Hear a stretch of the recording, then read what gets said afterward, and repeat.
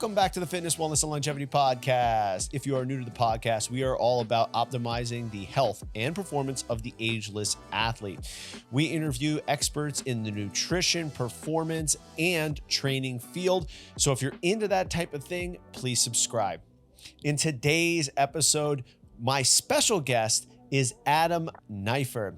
Adam is the owner of CrossFit Fort Vancouver in Fort Vancouver, Washington.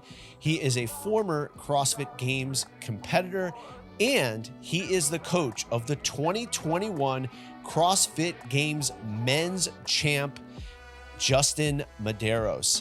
In today's conversation, we got to pick Adam's brain about all things CrossFit, including his past as a CrossFit athlete, what he brings to the table in terms of his expertise as not only a CrossFit athlete, but now as a coach, what his first impressions of Justin were when he first met him, the power of the mullet, and so much more. This was an awesome conversation that really shed a lot of light on what it's like to be around and to coach a world-class athlete. And oh, by the way, Scotty Hagnes is joining along as well because he and Adam go way back as a coach and athlete relationship as well. So this is definitely an awesome conversation here, and I really appreciate Adam coming on and sharing his time with us today. If you like this podcast, make sure you subscribe, rate, review, share it with a friend, and enjoy this conversation with Scott Hagnes and Adam Neiffer.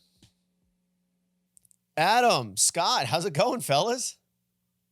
It's going good. Welcome.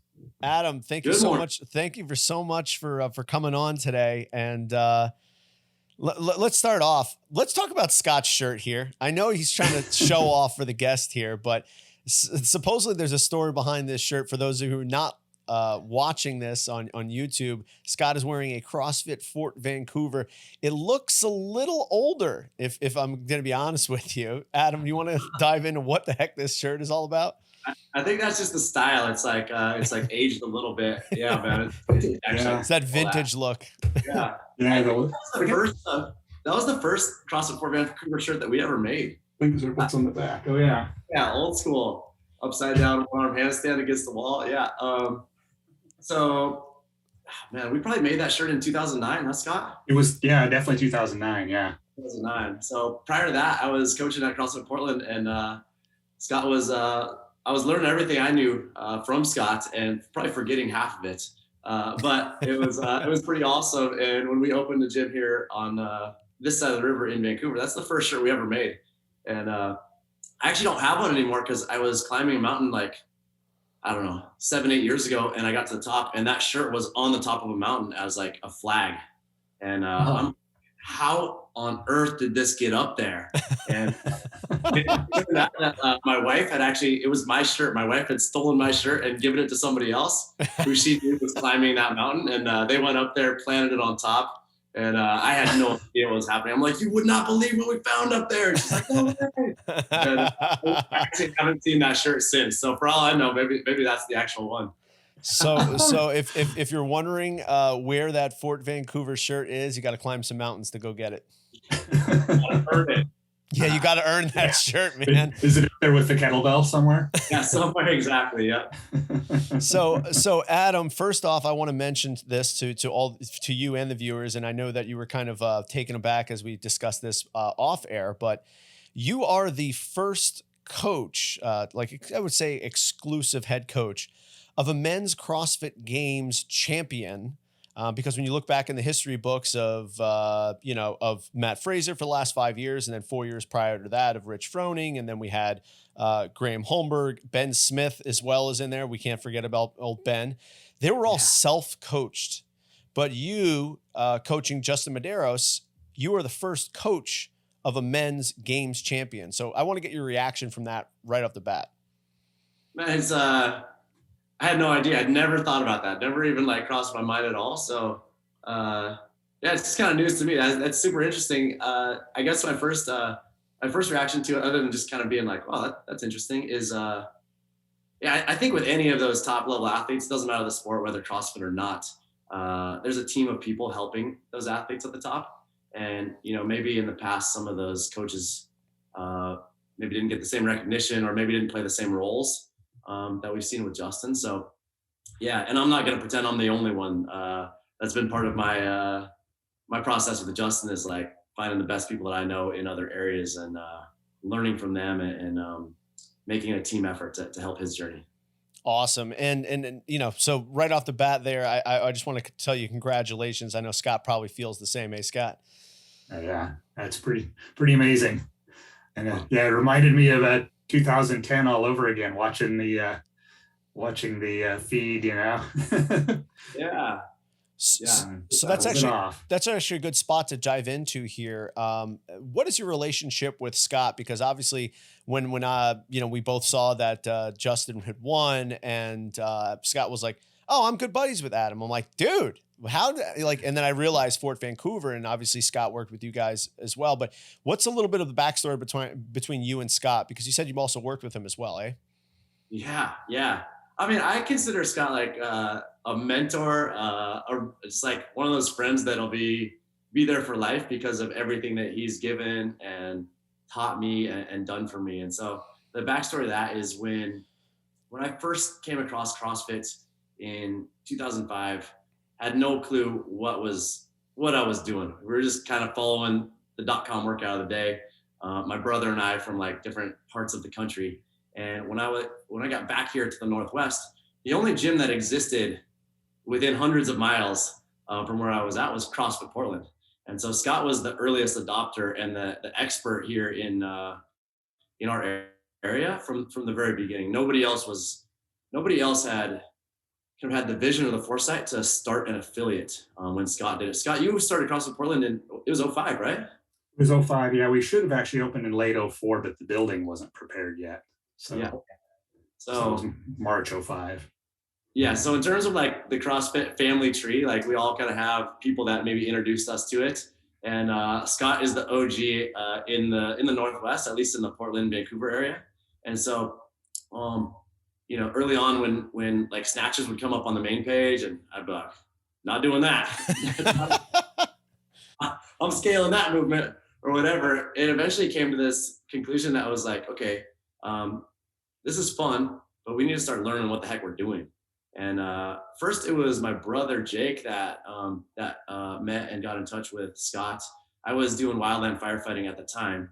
And then actually we just started like popping into CrossFit Portland whenever we could, which was pretty sporadic at the beginning.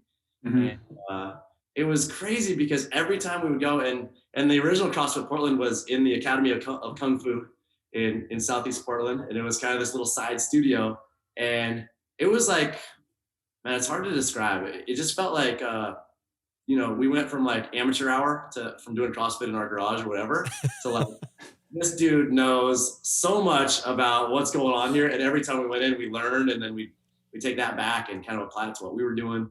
And it was just like, it was so eye-opening, but also so inspiring to be like, hey, there's more to this than just us. And there's somebody out there that is passionate and knowledgeable and just like motivating, encouraging, positive. And that was Scott. So he was the first CrossFit coach that I ever had. Scott, what's your thoughts on that? Yeah, I remember. Yeah, of course, your brother Jake came in first, and then you guys come in. I was going to try and find that photo. I have a photo of both you and your brother with torn hands from doing Angie, I want to say. Yeah. That's pretty funny. I think you were sporting a mullet then too. You're probably like, wait, you can kip the pull-ups? Awesome. Yeah, I think we may have worked on some of that. Yeah. And then, just, you know, kind of as we worked together more, you know, kind of just friendships brought it out from there. And then would have been, what year then did you come to us and start working with us? 2008? I think it was 7. It was the off season. Yeah, the off season, because I was fighting fire in the summer during those years, and 7, probably winter of 07. That sounds about right. Yeah. Yep. So obviously this relationship starts to evolve. There's a bit of a mentorship. You're learning from Scott, but then obviously Fort Vancouver starts to become one of the, you know, most well-known and quote unquote dominant CrossFit affiliates in the CrossFit Games. So you were on that team as well there, right, Adam? Yeah. So end of '08, we were talking about opening a different location of CrossFit Portland in Vancouver at the time. And it just wasn't something that was, I guess, like kind of possible with CrossFit during that time. And I lived in Vancouver, and we eventually decided, like, hey, let's open a gym. There are no affiliates in Vancouver at the time. We opened a gym, and the first summer they were like, well, actually no, we went to regionals that summer or that spring, I want to say, and then somewhere probably like May or somewhere around that time of year, there was this thing that said on the CrossFit Games site, it said, hey, first 100 teams to sign up are going to be invited to the first affiliate cup. And I was like, hey, Jake, you got $300. Let's sign up for the affiliate cup. He was like, yeah, we'll do it. And so that's literally how it happened. He signed us up. I was like, okay, cool. So we're in. Called Scott. I'm like, hey, Scott, do you and Rochelle want to go to the CrossFit Games? And he's like, yeah, we're in. And then there was a couple people around that were like working out with us. You're like, hey, you guys want to go to the CrossFit Games? And they're like, what's the CrossFit Games? Like, cool, you're in. And that was like the first evolution of the affiliate cup for us. And so we were teammates, Scott and his wife, Rochelle, and then myself and my brother, and then two other athletes were teammates for the first affiliate cup in 2009 at the ranch. Oh, no kidding. So, which I think that we wore this. I think this was my shirt from that, actually. 100%, we wore that shirt. Yeah, that's actually a Games jersey. So what you're saying is, if Scott puts that online on eBay, he might be able to get a pretty penny for that. Yeah. Awesome. Okay, so we advance from the ranch, and now it starts to become. It gets some a little bit more momentum, and obviously you're maybe training a little bit more often, taking it even more seriously. I lost you for a second there, but you're saying after 2009? Yes.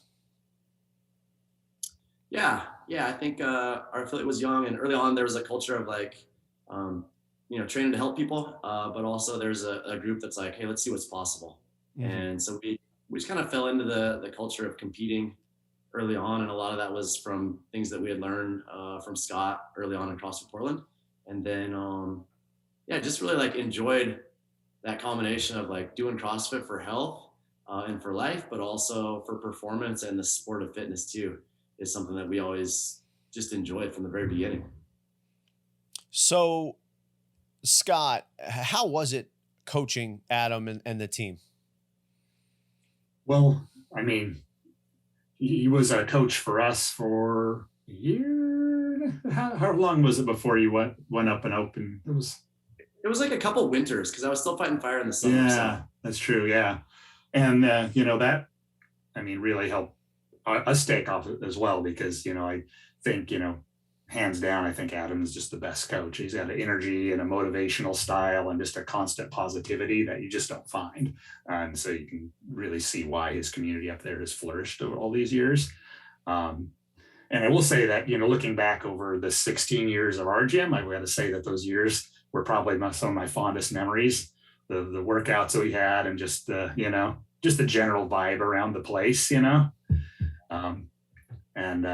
yeah, it's great to see what that's kind of flourished into, And in the early years, we were really kind of a co-community, right? Because our community was small. CrossFit still hadn't hit its, growth peak. It was still growing.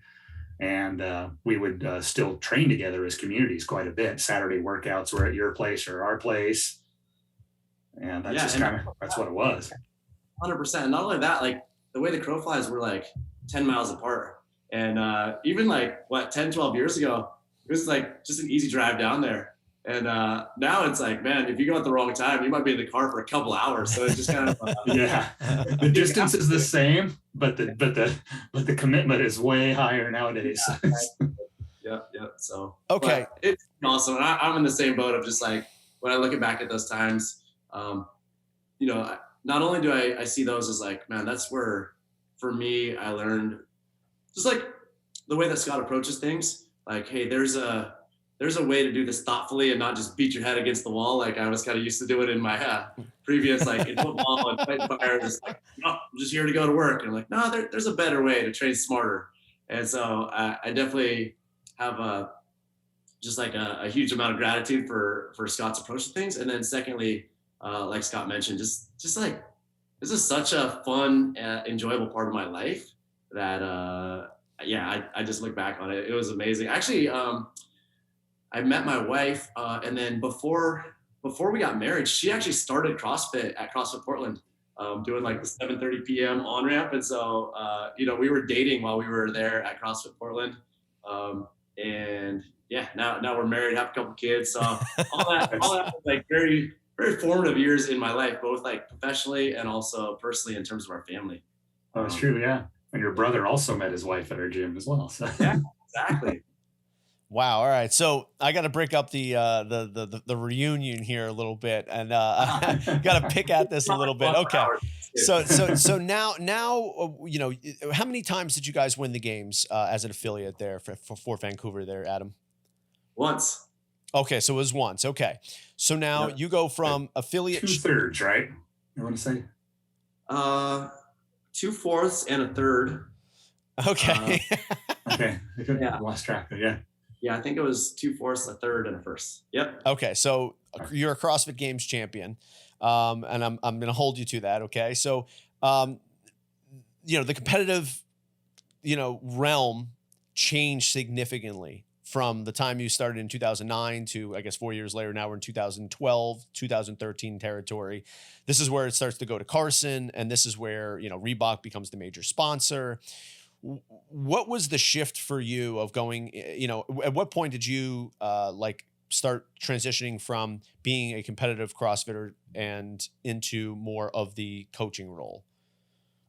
That's a great question. And honestly, it really was a hybrid for a lot of years, all the way up until probably 2018. Okay. Just because from 2009 through 2018, I competed at the games on the team, but was also coaching the team. Mm-hmm.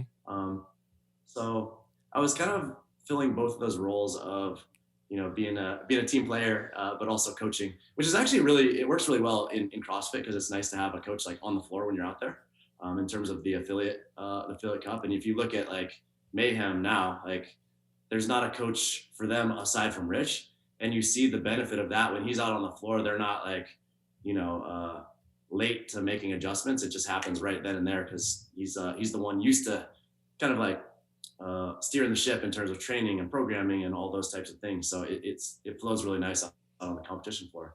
And it was really interesting, because in the affiliate cup, one thing that was pretty cool is we had some teams that were, we knew when we were going to the games, like, hey, our goal is to win. We also had some teams where it was like, we're happy to be here. And that's okay too. So we always just try to be realistic with where we were, and not be too big for our britches, if you will, and just have a good time and compete at the best level possible, and not worry as much about the outcome as like the process, and enjoying competing, trying to compete at the highest level we could, but also realizing that like every one of us competing in team competition from 2009 to 2018 was doing it literally for the love of the game. None of us were making a living as athletes. Right. And so we all had, other jobs that we were doing. A lot of us, especially later on, had families and kids and those types of things. So I think it was just, it was a great learning experience for me to be an athlete and be out on the floor, but also over the course of those 10 years, we had 25 different teammates. So getting to coach a lot of different athletes with a lot of different backgrounds to try to, make the most of their competitive journey as well. And then in 2018, or that year, the last few of us that were on the team, because that was the year that they switched it to 4-person teams.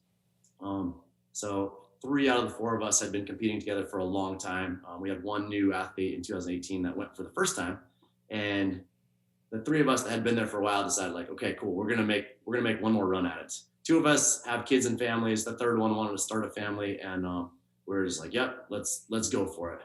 And we did that. And interestingly enough, at the time, I was like, did that. I'm ready to step away from competitive CrossFit, just because of the amount of time and effort that goes into that. I was like, I want to focus on some other areas of my life. I want to focus on my family, and I want to focus on our affiliate and actually start doing my job a little bit instead of working out all the time. So that was in 2018, and I really didn't plan on on getting back into like competing or coaching anytime soon after that. Oh, wow. Okay. Scott, do you have anything you want to ask Adam about that? Yeah, well, I think, we had lunch a couple of weeks ago, and I think you had mentioned then that first year back, like you actually kind of really stepped away, like you didn't actually even watch the games in 2019. Yeah, I think we were like on a family camping trip or like a backpacking trip during the game. So, and it wasn't that I didn't want to, it was just like I was focused in other priorities. And yeah, that was just something that was important to me. My wife Lauren had sacrificed so much over the years to allow me to be able to compete that I was like, yeah, let's have some fun. Let's go on some family trips. Let's do some other things. Because for the previous 10 summers, it was all about like, nope, we're training this weekend, especially on a team, because you really have to make your schedule mesh with 5 other people. Yeah. And that it gets tricky. So you got to be a little creative there. Yeah. Yeah. So you related to this, I guess, a good question is, what has kept you motivated in CrossFit all these years? It's a big career longevity, not just, 10 years of competing. Because I also think you were the only person that actually competed in all 10 straight games, right? Man or woman, I want to say. The only actual individual that was at all 10 games. But then you had, 4+ years prior to that, and now several years post. It's a long time. I mean, what keeps you kind of going? Lots of people stay fit, but right, they go off and they just become a power lifter, or maybe they get into, some other area of fitness, but they kind of step away. Just kind of curious what. It works.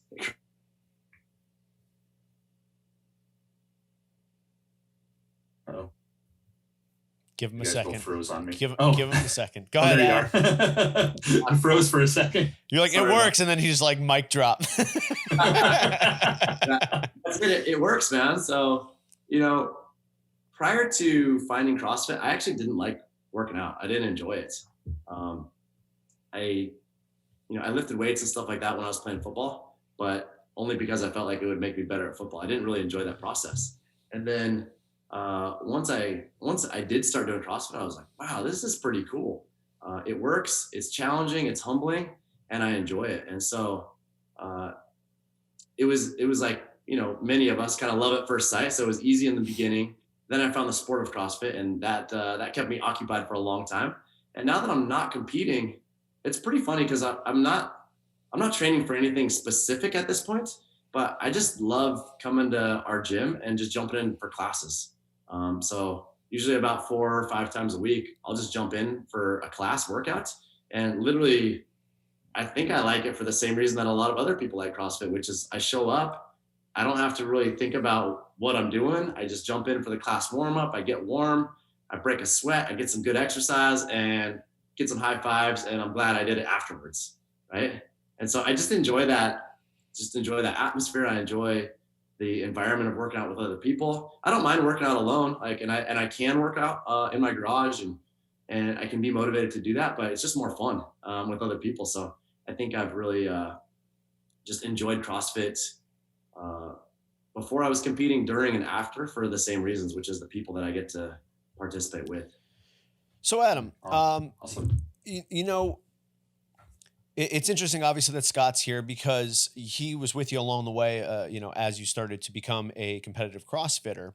And, one of the biggest audiences that listens to this podcast is what I call the ageless athlete. So this isn't necessarily the 20 to 25-year-olds. We're talking like 30+ individual who is either competitive or non-competitive, but just wants to be the best version of themselves, wants to optimize their health. They're obviously not on the sick to well spectrum. They're much more on the well spectrum.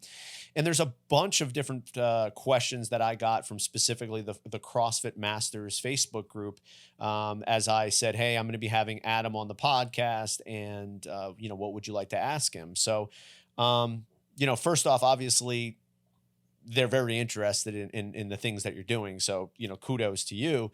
But I think you also offer a very interesting perspective, because not only are you, the coach of the best male athlete on earth, but you've been competing in CrossFit for a decade on teams and as individual. And so I think you just offer a blend of unique perspective here. So first off, what are the biggest things that you learned in your career that you take away and start to give to your athletes that you work with? Oh man, that's a tough question. I can make it more specific, so it's just easier. It's like asking you your favorite song. So let's specifically talk about the movements of CrossFit. So, like you said, man, what's a snatch? I have no idea what that is. So if people are wondering, hey, how do I get better at the movements of CrossFit? What is what you tell them as a coach? Yeah. Well, I think just to back up to your original question, there's no magic. There's no like secret sauce. I think everybody's looking for that, hey, what is this person doing? What is that person doing? And I think there's obviously different people doing different stuff, but in general, people are doing CrossFit. They're moving with a purpose. So not just going through the motions and trying to just, get a workout in. They're moving with intention to improve movement. And they're doing it in a way that is sustainable for their body and not just a beat down all the time, which is actually one reason why I'm so impressed with what like Rich and Mayhem do. Cause and I haven't been there, but from the outside looking in, it appears there's a lot of beat down sessions there. That being said, I think that there's a lot more than meets the eye, and there's also a lot of recovery type of things that happen as well. And so, yeah, I've never felt like, programming is the magic piece or, who you're working out with or those types of things. I never thought like there's just this one piece that makes everything click. I think it's just a combination of like all the factors that work together. And, like in the case of Justin, as an example, he's, the kid is, got a ton of whatever you want to call it, God-given ability or talent. He's a really hard worker. He trains smart, and he's just like had a combination of factors come together in his life where he can make his training and his fitness a huge priority.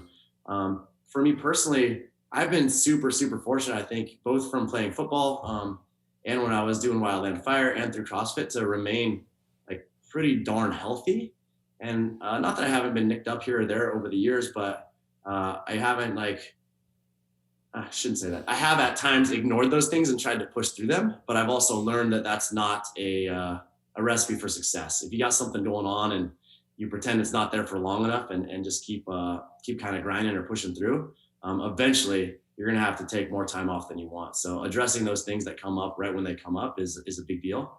And realizing that at times, when we have something that we know we shouldn't be doing, it's the one thing that we want to do, right? If my elbow's banged up, for some reason, I just really want to do legless rope climbs. I don't know what it is about human nature that's like, if there's something I shouldn't do, that's the thing that we want to do. But like just realizing that like if you do have something that's some sort of like an injury or just something that's not optimal, there are so many other things that you can do, and what an opportunity to get better in some other areas. And so that was a lesson that probably came from Scott early on that took me many, many times of doing it wrong and making mistakes to figure that out. But I think it's something that has helped in being able to apply through Justin as well. Scott, you had something you want to follow up about that? No, yeah, I think it's a lesson we all eventually learn. And I would say my story was pretty much the same, and yeah, there's somehow we're drawn to that thing that you can't do. You still want to try. Like, yeah. And for me, I think it's that word, even saying like, if somebody's like, no, you can't do that. I'm like, oh, then that's what I'm doing. Right. Yeah. Versus like, okay, I probably shouldn't do that right now. Yeah. But it's a great opportunity. Like you said, there's so many ways you can improve. And there's always something you can do to get better. You're never out of it. Yeah. And the other thing early on that I needed to learn is just like the value of taking rest in an off season. I think for us early on, when we go to the CrossFit Games on a team, we'd come back in the gym on Tuesday and we'd be like, oh man, these individual workouts look awesome. Let's do them. And then you do them with the buddies that you compete with. And there's only one option. You're throwing down and going hard right away versus taking the off season that's necessary or taking the downtime that's necessary. You feel like there's always so much that you can work on, that you're constantly trying to improve and trying to get better. But a lot of times you really just need to take a step back and give your mind, body, and spirit a little time to just recover, and then jump back in with both feet when it's appropriate. As you take a look at more general populations and more advanced populations, as they start to get competitive in the sport of CrossFit, what do you see as the biggest limitations in terms of their progress?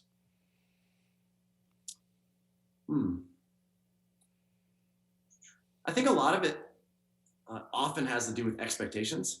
And it's easy to see, especially in the world we live in now, in the age of social media and just so much media in general at our fingertips. It's easy to see, the best of the best out there doing things. And then, as an athlete, we feel like, okay, if they're doing that, that's what I should be doing. Or we set these goals that are like outcome based versus focused on the process.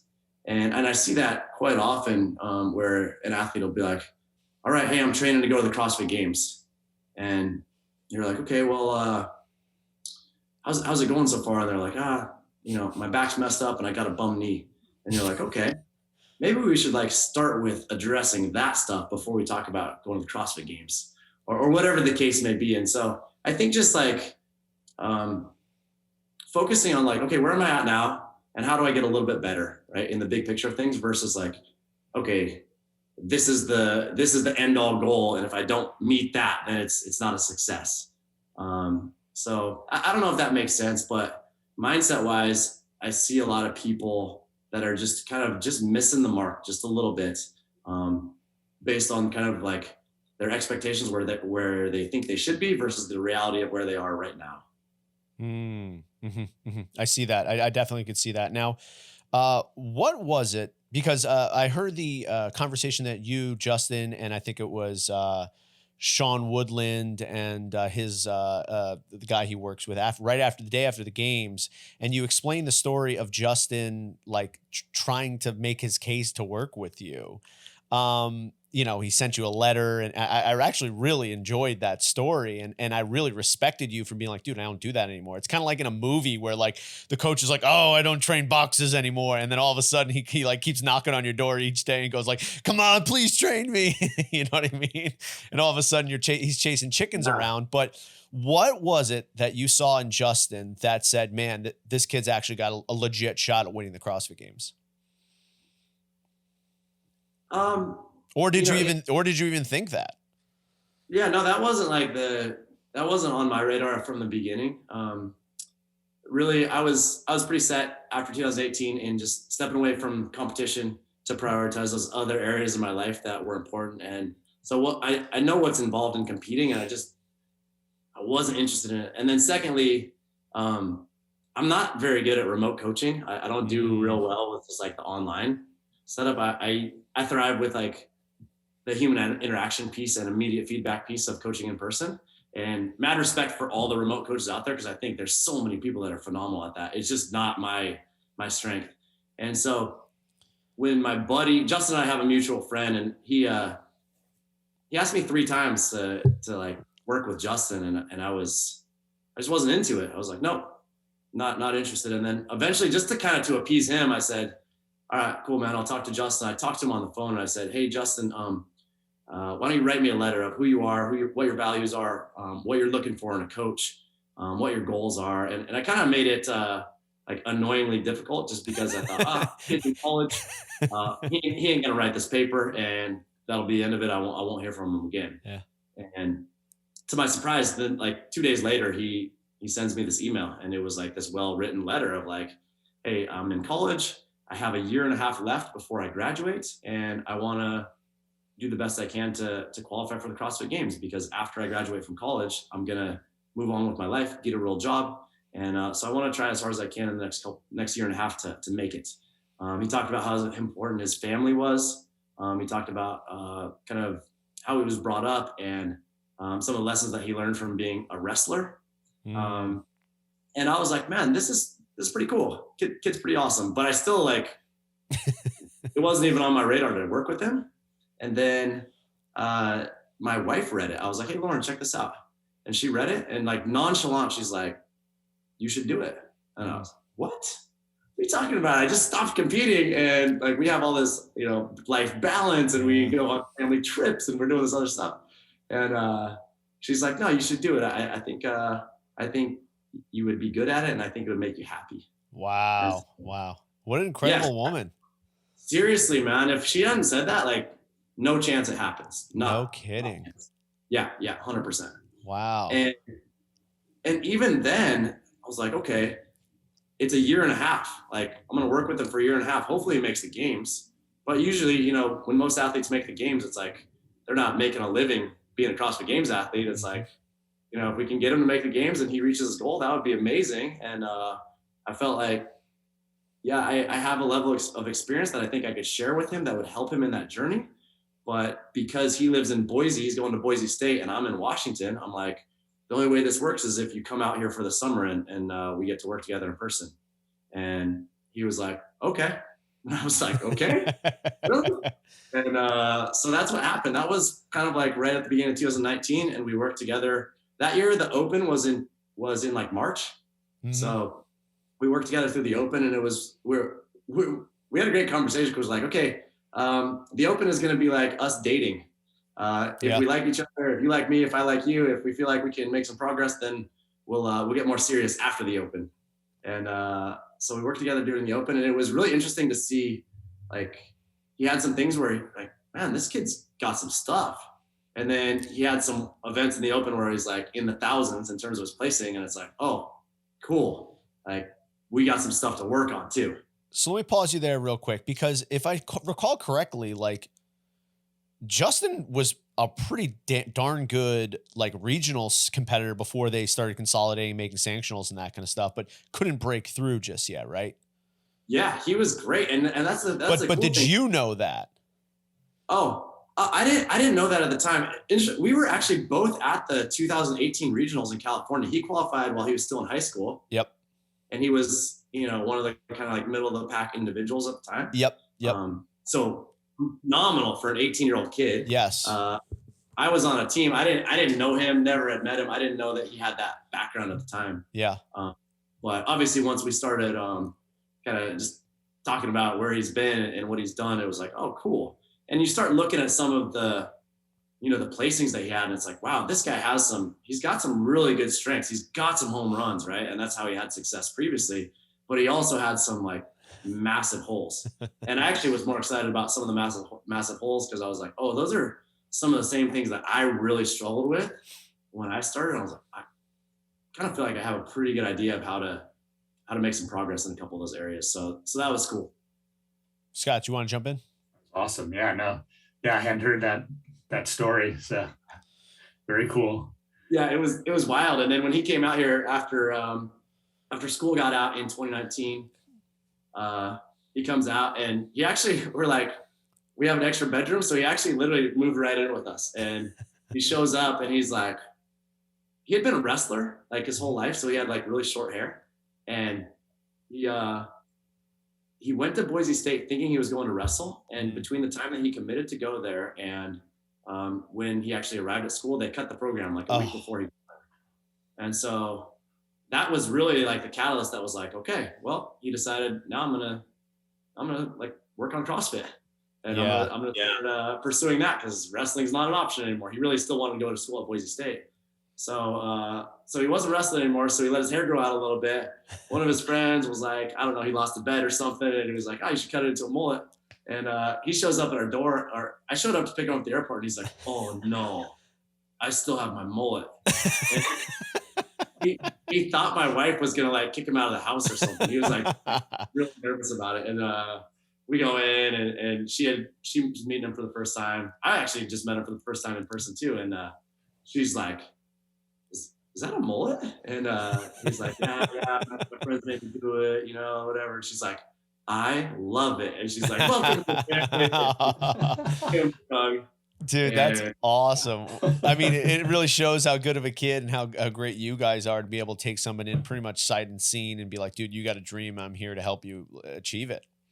Dude, and once again, like, just shows how much of a saint my wife Lauren is, because we have two little girls, and she was like, yeah, we can have a roommate. College dude, he can move in with us. So like, he does that. So it was pretty cool. Yeah, I told him that first year, like, hey, as soon as you qualify for the games, I'll bring the mullet back. I'll grow it back up, and we'll do it together. So. Dude, I've been saying that for years, for me personally, but yeah, I just haven't worked with somebody yet where I could grow out a mullet. Now, I digress. I want to dive into your first Open together. Kind of was that feeling out process. Was that kind of the assessment phase for you in terms of assessing exactly where those holes were, and then once you found them, what were those holes that you said, "Damn, we need to work on this ASAP if we're going to get this done by the 1.5 year mark"? Yeah, that would be a good way to describe it. That first Open in 2019 was a bit of an assessment period, and Justin's strengths and weaknesses are kind of opposite to what we see from a lot of up and coming CrossFit athletes, which was like really intriguing for me. And what I mean by that is a lot of people that are kind of working their way up and breaking into the scene. Maybe they have like a great engine and they can grind through, but they're lacking some of the higher level skills or maybe technique of some of the more higher level gymnastics or weightlifting movements. And Justin actually, like, some of those like more specialized skill type events, those would be oftentimes like his best finish. But then you're just like run of the mill grunt work, rowing and wall balls would be a huge struggle. Right. So yeah, and when you look at his legs, you're like, oh, this guy could probably do wall balls for days and rowing for days, because I think if you balled me up and stuck him in his pant leg, that's what his thigh would look like.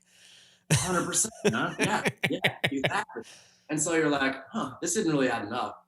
And so there was a few holes like that, just kind of like the grunt work, and he'd be like, oh man, thrusters and pull-ups, like hate when that stuff comes up. And it's like, usually the people that have success have kind of like, I don't want to say mastered those basic stuff, but like they're pretty good at them. And then it takes a little bit more time to acquire the skills of like, walking backwards on your hands or whatever else. Oh yeah. Meanwhile, he was doing that, muscle ups, all that kind of stuff he loved. So yeah. How did you actually tackle that then? What was the actual limitation? Was his inability to push, or was it his inability to cycle quickly or pacing? Where did you see the hole there? I think it was a couple of things. There, one of them was just he hadn't put in the time to build capacity in some of the very simple things. Like there's not it's not complicated to get better at rowing, but you gotta spend a lot of time on the rower. Yeah. So that was one of them. And then secondly, he really hadn't been around any people that really knew how to compete in our sport. So just like teaching him how to compete and how to make the most of like the fitness that he has, and incrementally acquire more fitness along the way was really the process that we worked toward. So he learned a lot. That like we both learned a lot that first Open of like, how do we really maximize your potential in an open workout or beyond the Open, but just very simple. Like at the time it's like, okay, we'll do the open workouts twice because there's so much to learn. So do the open workout and watch the videos and break down all of the pieces and the pacing and those types of things, and kind of like play that back and then do it again and see a lot of improvement was like a huge part of the learning process early on. And then once we got to work together in person, it was just so much better because it was like, cool, every day in the gym, you do something, I can give you immediate feedback, and we can not only do that, but we can talk about it at night around the dinner table, and then come back the next day and do it again. It was like, this is awesome because we can really dive deep on a lot of things and make a lot of progress pretty quick. Got it. So now the Open goes, and I imagine he tried to do a sanctional to get in, because at 2019 at that point they were doing something like that, right? Yeah, man. And I still kind of am kicking myself about that. I don't regret it for sure, but he went to the Granite Games in 2019. Yep. And I didn't go with him. And so we were, I had some stuff going on here, and I was just like talking to him, and they had announced some of the workouts ahead of time, but we were communicating, from afar.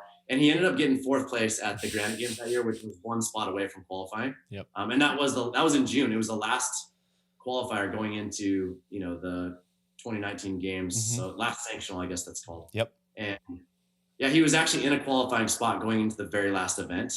And do you recall what that last event was? It had I mean, thrusters and wall balls. Wall balls and rowing. Sandbag stuff. Oh wow. Yeah. Okay. Yeah, sandbag. So like grunt work type stuff. Yep. And he ended up getting fourth. And I think the first two people had already been qualified. It was like Brent Fikowski and maybe somebody else, and then the third place person ended up getting that last games qualifying spot, and so he didn't make it. I still feel like if we had been able to be there together, we would have been able to make it happen. But on one hand, I'm actually kind of glad that it didn't happen because, the rest of the story people know, and it was actually like it was pretty motivating for him to get really close and not quite make it, because I think prior to that he never really felt like he was one of the heavy hitters or he belonged. And I think being that close and having a taste and going into the last event, being in a qualifying spot, made him realize like, yeah, that's within reach. Brings that into his training, and all of a sudden he's training to be a CrossFit Games champion, not just to be one of the guys. Well, I mean, even the next year, like going into 2020, he was training like to go to the CrossFit Games, because at that point he hadn't made it yet. So it was like, no, but now I think for the first time he really believed it could happen, because in Wadapalooza in 2019, he was, I can't remember, 15, 16, something like that. Yeah. And then his goal going into Granite Games was like, hey, hopefully I do better than that. He wasn't going to the Granite Games like, hey, I want to qualify. It was like, hey, hopefully I improve on my performance. And then to his surprise, kind of was like, shoot, I'm pretty darn close. And so then 2019 games happened. I didn't pay too much attention to it. He was still, taking a little bit of an off season. And then we were like, we planned out for 2020, and it was like, all right, what sanctionals are we going to do? As many as it takes. Like, we're going to do one every month until you qualify. Like that's it. Like, we'll travel. And so the very first sanctional event in 2020 was the Filthy 150 in Ireland. And we were like, well, we're not going to travel all the way around the world. It's not really practical to do that all the time, but that's the first sanctional event. We know it's going to be competitive. We know it's going to be a great learning experience to kind of kick off the season. And you're going to get better and improve your chance for qualifying. So let's go out there. And he ends up winning the thing. And thank goodness he did, because there wasn't too many sanctional events that happened. So he was pretty fortunate. Absolutely. That's exactly where my mind went, because if I recall it correctly, they had a sanctional that was about to start in Quebec or something like that. And literally they're in the stands. They go, cancel this thing, go home. And that was it. People were like, wait a second, I was trying to go to the game. So in fact, that mentality of like, yo, we're going to do this as many times actually set you up to get to the games. Yeah. No, we were really, really fortunate on just like the timing of everything. And I mean, I'm not going to pretend it was like just sheer luck, because Justin worked really, really hard in that period from when he didn't qualify for the Granite Games until November when he did the Filthy 150. And he made a lot of improvement. And, it was a lot like his experience at this year's CrossFit Games. He didn't go out and win a whole bunch of events. He was just very consistent. In fact, he didn't win any events at the Filthy 150. I think there was, around 10 events at that competition, and he didn't win any of them, but he won overall. So for you as a coach, seeing that, you're like, wait a second, I'm starting to see that like his ridiculous outlier performances on these amazing, like skill events, those start to kind of come away because we're putting more time into the stuff that needs to get better, and everything starts to even out. Yeah. And it's not that his like outlier events were beating everybody else in the world. They were just so far ahead of like relative to his weaknesses too. Yeah. Yep. So the weakness, like, I think Matt Fraser said a long time ago, he trains to not have a wheelhouse. And what does he actually mean by that? I think Justin really embraced that mentality of like, okay, I don't want to have a workout where I'm like, this is my thing, because like the nature of that mindset is that means that some other things aren't my thing. Yeah. We want all things to be your thing, right? Like, and so there's a lot of times in training, like he doesn't feel very fit because we work on the stuff that he's not great at a lot. Yeah, for sure. Scott, did you want to chime in about that? Yeah. No, yeah, that's like a great mentality. You don't want to have anything be your thing, right? 100%. There's always a flip side to that, and that's yeah, for sure. All right, so now we are getting into the 2020 season here. He just qualified for this. He just won the sanctional, qualified, and has a spot for making to the CrossFit Games here. So explain that process. Did you actually go with him to Aromas to the games? Were you allowed to? Yeah, absolutely. The process was really long, right? Because the whole 2020 year was very unknown. Like, are there going to be a games? What's it going to look like? There was a lot of controversy with CrossFit and some tweets that Glassman had said, and there was a bunch of athletes that were like, "I'm going to boycott and I'm going to do this or that," and are there going to be a games? Is COVID going to allow games to happen? And the whole time we're like, okay, block out the noise, like just keep training. If there is a games, we'll be ready, and if there's not, we'll be better. Rather than kind of getting caught up, because there was so much. Yeah, there was just so much noise that you could have gotten caught up in that year. And then they did the, stage one of the CrossFit Games was basically online. It was in your own affiliate. And there was only 30 athletes, 30 men and 30 women that participated. And so in his mind, he was like, my goal is top 20. That was his goal, his first games, right? And, I really didn't even think about a goal of like, hey, where should he finish? It's like, nope, let's finish the best you possibly can. And I didn't know if it was possible to get a top 5 and go to stage 2 of the CrossFit Games, but I knew that like he's capable of having a really good showing because he'd been working hard. He had again continued to improve so much since he qualified in November of 2019, and then stage 1 of the games wasn't until September of 2020. So there was a lot of time to do a lot of work, and nobody had seen him compete. He hadn't competed with anybody else, but like he was in the gym working really hard. And he was like excited to have an opportunity to compete because it'd been so long, and he was 100% healthy. So it's like, man, what a great combination going into the stage 1 of the games. Can I ask you a little bit about that? So you're going from November all the way to September. We're talking like 10 months pretty much. Yeah. Wait a second. How does the training look like for him during that time? Because you're saying he's working hard, but a lot of people go, oh, he must be like suffering and destroying himself. That doesn't line up with what you were talking about before. So what do you mean by working hard? I mean, there is a lot of suffering and like, putting yourself in the dirt, but just taking an objective approach of like, all right, with the information that we have right now, how do we move the needle the most toward you performing better, right? So when we didn't know initially, after when he qualified, we're like, okay, we're training for basically the end of July, right? Yeah, usually. And we would have done another sanctional event in there just to like get some experience and compete and improve there, but that was an opportunity. So early on, it was like we were doing a lot of strength work, like because he's never really done well in strength events. So we're doing like 4 dedicated sessions of Olympic weightlifting every week. Oh wow. We're working, we're working on a lot on weaknesses. We're doing a lot of volume, but not a ton of like what you would consider to be like competition style events. So a lot of time on the rower, a lot of time on the bike, a lot of time just like building that engine, building that strength, and kind of building the pieces, knowing that we're going to put the pieces together more frequently when we get closer to competition. Okay. Right? So you really did split those up and make it so it wasn't hard CrossFit stuff. It was more of like, all right, we're going to specifically work on these aspects separate from each other. And then as we get closer to competition, we start layering them on top of each other and make fatigue-based weightlifting really, metabolically demanding CrossFit eccentric loading type workouts, that kind of thing. Yeah, definitely to an extent, but it's not like he wasn't doing Okay, so he's still getting touches. It's just not a majority of his training. He's still getting couplets and triplets and intervals and those types of things in.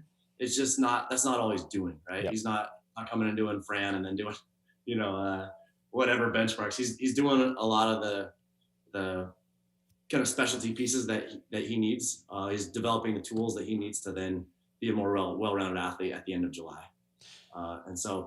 So if he had like 15 training sessions in a week, let's say you're in after November. So let's say it's after the holidays, it's January here. He's coming in and let's say 5 of those training sessions are based on primarily the things he needs to get better at. And then another 5 are CrossFit type workouts, couplets, triplets, the shit that really sucks. And then the other 5 are something like interval based stuff. And that starts to blend closer and closer to more of the CrossFit as you get closer to competition time. Yep, that's pretty good. Yeah. kind of All right, so just write that down, everybody, and then just start doing that. Yeah, exactly. And it's definitely more of an art than a science, especially when you bring in the mental aspect of like, okay, he hasn't competed since November, and now we thought the games were going to be in July, but half of the athletes have said that they're boycotting. We don't know when it's going to be or if it's going to happen. What's his like buy-in level? How burned out is he? What's his body feeling like? All those things. So there's adjustments along the way, but ultimately we both know like, hey, we're trying to become the best version of Justin Medeiros that we can be when we get the opportunity to compete. Got it. So yeah, and then go ahead. Oh, sorry, I didn't mean to interrupt, Rob. No, I was just thinking like, so then it gets kind of postponed and put off, and then they finally come out with the format. We got stage 1 of the games that's going to be in September, and then the top 5 are going to go in October. And we decided at that point, like, okay, we as a community are going to make this stage 1 special for Justin. It's his first ever CrossFit Games, but like, yes, you're doing it in your affiliate. Yes, it's online. Yes, it's not, the Madison Coliseum or that classic kind of like picture in your mind of your first CrossFit Games, but it doesn't matter. It's still the CrossFit Games. We're going to put everything we can into doing the best we can. And so we like set up kind of a competition floor in our gym. It was kind of tricky because we invited like his family and friends and people from our gym to come in and watch, even though gyms are like shut down and it's like, what do we do here type of thing. But it was like, no, you only get to do this. You only get a first CrossFit Games once. So, and I told him like, hey, we're going to bring a guy in that's going to video your whole experience and just like have this kind of like documentation of it. And he's like, dude, like, don't waste your time. I'm like, why bother? And I'm like, hey, no matter what happens, like this is going to be a gift of like, you're going to have, this documentation of like, hey, this was my first CrossFit Games. And man, he crushed it. Like, so awesome, man. Every event he executed. I mean, I don't know if there's ever perfection, but like he executed to like the very best of what I think he was capable of, all 6 of those events, 6 or 7, whatever there was. And he was like, every event, it didn't matter what the leaderboard said after, because we'd wait until, they announced the standings after each block of workouts. And it didn't really matter what they said, because every time you got done with a workout, we were like, yep, that was it. You did what you were capable of. You did what you were supposed to do. And like, there's no letdown in that, no matter what happens. And it was pretty cool, because it turned out he did pretty well. And the first block, he's like in whatever place. And the second block, he's in like within striking distance. And then the third block, and it's like, shoot, he qualified. He got 3rd place. Once again, he didn't win any events, but he was consistent, and he ends up 3rd overall and gets an invitation to the CrossFit Games in one of those top 5 spots. Unbelievable. So I know we're pressed for time here, Scott. Do you have anything else that you want to ask Adam before we jump off today? Yeah, I did have one thing I thought. This comes out of when we had lunch a few weeks ago. I thought this was just a really kind of profound thing, and it applies to athletes, but it applies to any client you'll have. It doesn't, general pop. And what I'm referring to is you shared 3 questions you asked yourself, first of all, to like kind of know if you're in the right spot in life. And then, you've used this with clients as well. And I thought that was really, really cool. So I thought that would be something really worthwhile to share. Okay, cool. Yeah, if I go down the complete opposite direction than you thought, then just bring me back, because I'm pretty sure I remember the conversation. But it was just kind of like just trying to figure out like, am I along the right path, right? Am I doing the right stuff? And we've talked about this with our coaching team and our affiliate a lot, and we all kind of want the same 3 things in our career, whatever it is that our job is. We want to, at least from my perspective, we want to do something we enjoy. We want to make a positive impact, and then we want to earn enough of a living to support whatever lifestyle that we choose. And interestingly enough, I think it's pretty rare and it's pretty unique to be able to check those 3 boxes. Lots of people love what they do, and they feel like they make a positive impact, but maybe they're not making the living that they want. Lots of people make a great living, but maybe they don't feel like their work has meaning or value or purpose, or maybe they just don't like it.